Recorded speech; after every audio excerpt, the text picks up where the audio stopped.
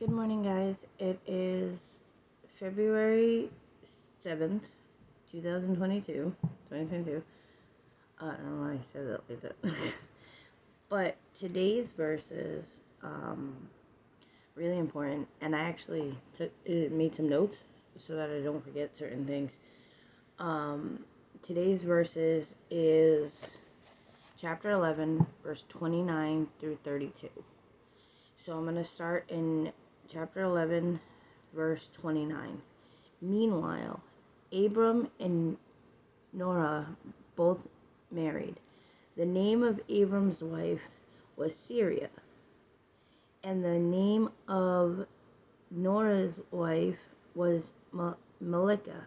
Melika and her sister Ikka were daughters of Nora's brother Haran, but Syria was unable to become pregnant and had no children. One day, Torah took his son Abram, his daughter-in-law Syria, his son's wife, and grandson Lot, the son of Haram, his son Haram's child, and moved away to from Ur of Chetans. He was headed to the land of Canaan, but they stopped at Haram and settled there. Trek lived for 205 years and died while still in Haram. So the reason I took notes today is because there's a bunch of stuff here and I don't want to miss it. I don't want you guys to miss it. The first thing is Sarah, who will later be known as Sarah. That name means princess. Now, Abram's covenant with God, the promise God makes Abram, is very important. And her name, in the Bible, names mean things. They're not just random. Everyone's name, if you look up your name, it means something. And in the Bible, names definitely mean something, and they signify who the person is and what the person is capable of. God changes many people's names in the Bible. Abraham comes to mind, or Jacob, who God later renames Israel. So he changes their name to fit what he knows they can become. The second thing is that Naro, his wife, is actually the mother of Rebecca. Now we're going to learn about Rebecca in a few chapters from now, and she's actually the wife of Abraham's son, Isaac. And the reason that I feel like they stopped in Haram and didn't make it all the way to Canaan was because it was a transition period. It was a transition period for Abram, and the idea of getting used to what God is going to call him to. And I think we all go through these moments of transition where we have to be patient, we have to wait, and we're almost there, and we could see the promise, but we have to stop and we have to learn things. God doesn't just throw us, into situations. He teaches us lessons of how to deal with it. He equips us with the things that we need to be able to handle what he is promising us. And sometimes it seems hard to deal with the transition. David is someone that comes to mind when we talk about transition. He was anointed king at, people believe, 15, 16 years old.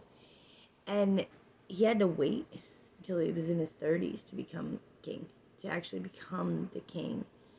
And that whole transition period, God was teaching him things. God was teaching him reliance on him. God was teaching him that he needs to be still and wait. And I think this is the same thing that God is teaching Abram, because they don't make it all the way to Canaan. And I think this is also something that God does for us, is we want certain things, but we may not be ready for those certain things. We want the blessing, but we may not be ready for the blessing. So we have to wait. We have to wait patiently. We have to wait And we can't just run into it, because then it won't be what it's supposed to be. And I know it's hard. I know it's hard to be patient and be still. I am not good at that. I am not good when I'm faced with waiting, and I'm like, God, no, I need this now. I need this in this moment. And I may feel like I need it in that moment, but I know that I need to rely on God, and that's something that He teaches us in those still moments, in those moments of transition, those moments of waiting. He teaches us how to be patient and how to rely on Him for the things we need instead of relying on ourselves. Sometimes He wants to get rid of the things that we can rely on ourselves for, so we can give Him the pressure of relying on ourselves. So we can give Him the pressure of dealing with whatever it is we're dealing with, and He can help us with that. The next thing I want to talk about is how Abram's wife could not get pregnant. It's very important, because in those times, back when Abraham was alive and further in the Bible, if you didn't have children, you had no one to help you when you got old. You had no one to take over the family line, no one to continue that stuff, and she could not get pregnant. But we're going to see in later chapters what God was waiting for, what God, in His perfect timing, was going to do. And that's the thing. Sometimes we can't get to the thing we really want. We yearn for it and yearn for it. And sometimes there's a reason God's not giving it to us, but sometimes there's a reason why we have to be patient and wait for that thing. And when we try to take it upon ourselves to get the promise, when we say, okay, I can make it happen, we're going to see that in Abram's story too. When we take it upon ourselves, it never works out. So being patient and still and relying that God will give us what we need. He wants us to have, He wants us to prosper. He wants us to have the blessings. We just have to have the tools to be able to give Him glory in the blessing and not give ourselves glory. Because if we rely on ourselves and we get the blessing ourselves, then we're going to say, oh, look what I did. Look what I did. And that's not what we need to do. We need to say, look what the Lord did. Look what God did. Look how God provided. Remember, He's our Father. He's our Holy Father. And we need to rely on Him like a child relies on their parent. A child doesn't sit there and say, look at the money I made. No. The child just knows that the money is going to be there. We need to learn that we cannot take it upon ourselves, but we know the blessing is going to be there. And the other thing I want to talk about is the fact that Tarek took care of his grandson. His father was dead.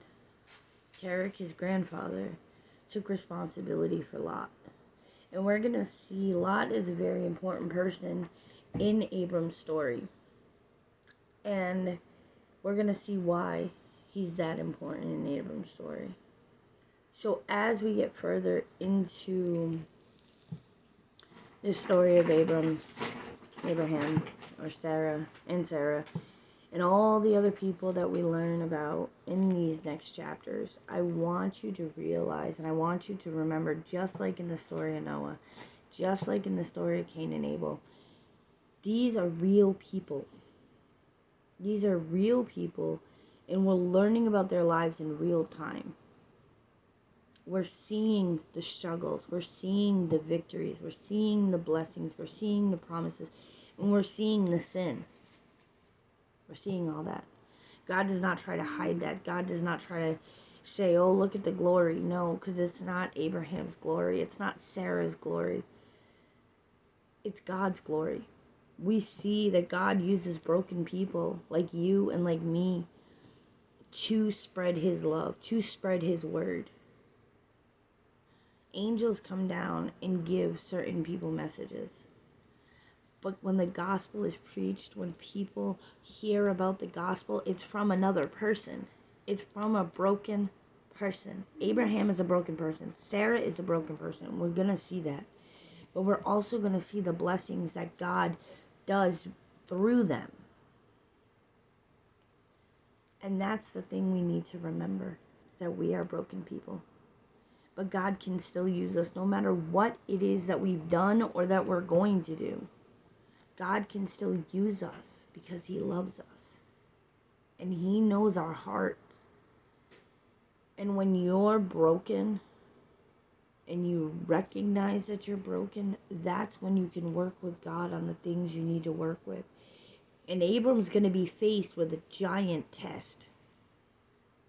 Abram's going to be faced with something that seems so monumental. But faith comes in.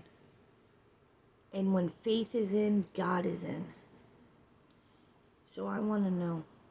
And I want you to think about what it is that you're struggling with right now. What is it that you're almost there with? And how can you turn around and say, God, I can't get there. I can't get there. All it takes is faith of a mustard seed. Little itty bitty tiny faith to move a giant mountain. What's your mountain? What is it that you need to stop and realize you're in transition with? And how can you rely on God? Give it all to Him. Say, I don't know the plan. Abram didn't know the plan. When he got to Haran, he had no idea about the plan that was coming up. We do because we can read it. But in our lives, in our real time, God is setting us up for a giant blessing. God is setting us up so we can glorify His name, not ours, His. Like a child relying on the parent to do the thing they're supposed to do. We rely on God to give us the things He promised us to give. And we can pray about that. We can say, Lord, I know your promise. I know what you said. Guide me to that. So today I want you to look real time at your life. Where is it that God is saying you need to stop relying on yourself and you need to rely on me? Where is it that you're in transition right now? And where can you thank God for that transition? And where can you thank God for the blessing that's coming? I hope today you see Jesus in everything you do. And I hope you see God's promises everywhere you go. I hope you can rely on Him and truly give it to Him. I hope you guys have a great day. I'll see you tomorrow. Bye.